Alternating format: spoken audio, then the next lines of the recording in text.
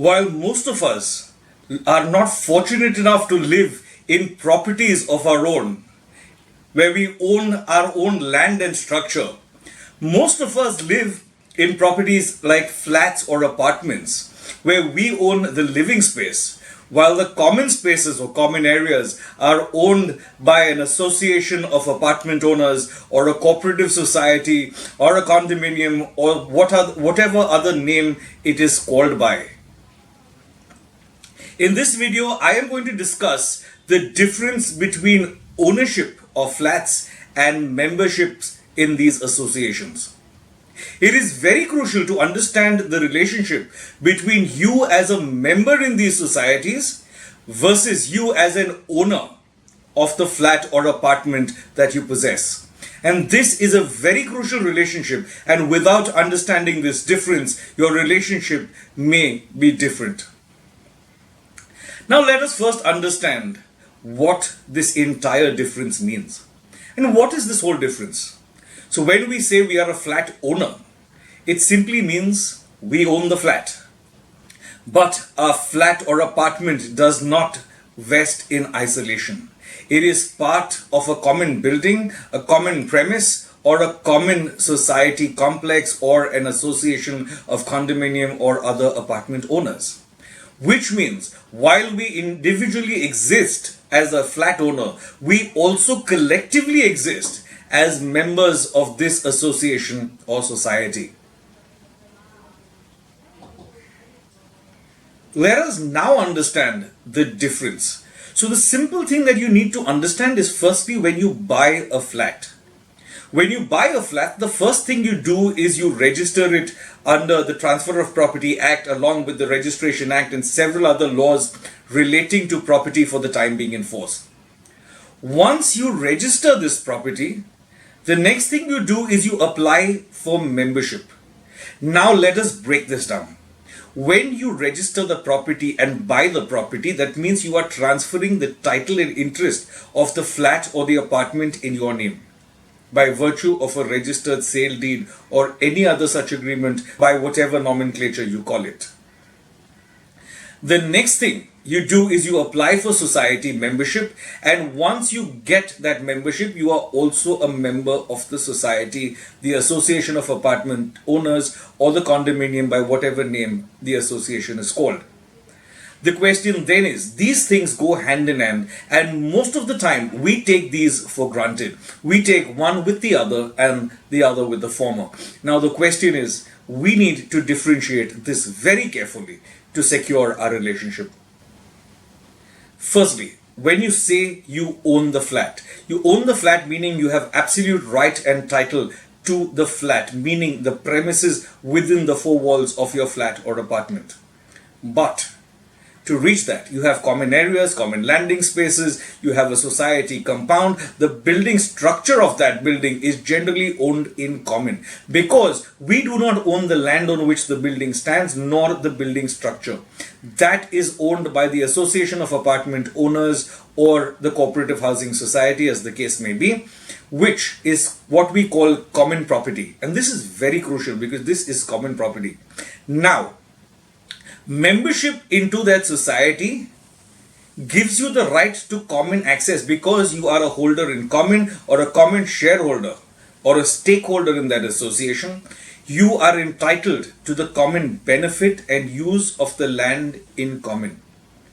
However, there are facilities which are also provided to you, which are for your benefit. It could be parking facilities, it could be a gym facility or swimming pool. Depending on the facilities your society offers, these could vary. Now the fundamental question that arises is, what is title versus what is membership? When you buy a flat, the registered deed gives you title to the flat or the apartment. When you apply for membership, you get membership into the society, which means this, while it seems to go hand in hand, they are two distinct entities. I will now take up the legal perspective on this, because when you look at it, the governing laws are different for both. While we discussed earlier that when you buy a flat, you are governed primarily by the Transfer of Property Act, along with other laws for registration, stamp duty, and several other laws relating to property for the time being in force. Membership in a society, if you're in Maharashtra, it is the Maharashtra Cooperative Societies Act. There is also the Association of Apartment Owners Act and several other acts relating to cooperative societies across the country.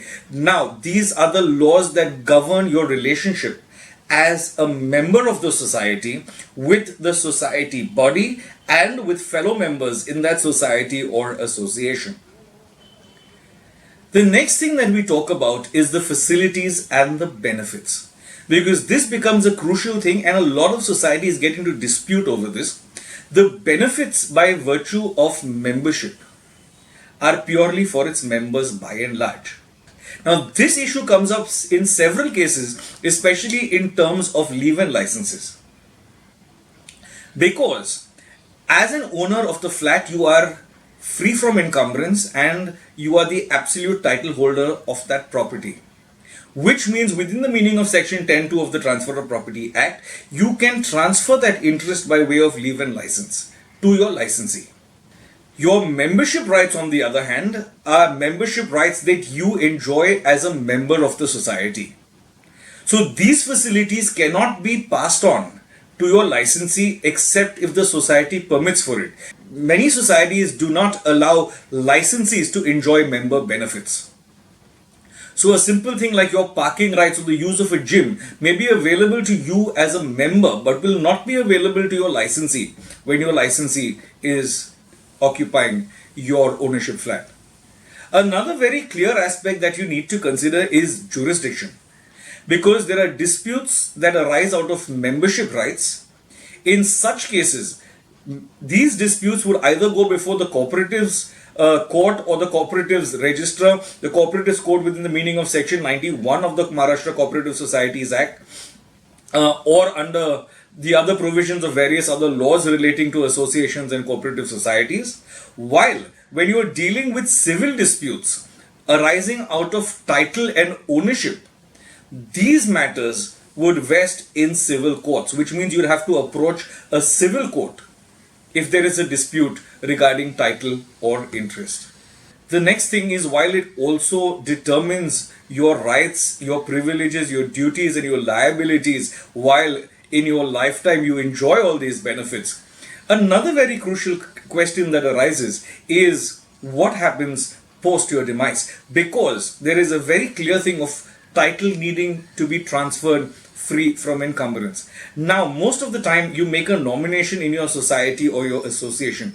That nomination primarily is with respect to the membership in the society, but of course the flat does go hand in hand. But how do you secure a clear title, a title free from encumbrance? Because your title, which you have acquired by purchase or by inheritance or by other ways, would need to be transferred according to that. Now, if it's ownership title or freehold title that you are in a position to dispose of, in such a case you can make a will. The will would ordinarily address these issues. If there is no will or it's ancestral property, in such cases it would go by the law of inheritance. So even while a nominee could have interest in the membership, the final rights of that property, of the title of the property, would vest with the beneficiaries, with the legatees, or with the legal heirs. I do hope you've understood the differences between ownership of a flat and membership of a society or an association. While these are so interlinked and often taken for granted, these are very crucial points of view in the eyes of law, and they need to be considered very specifically when dealing with legal issues pertaining to ownership and membership, because these issues are issues that could decide whether your flat at some point is free from encumbrance or not.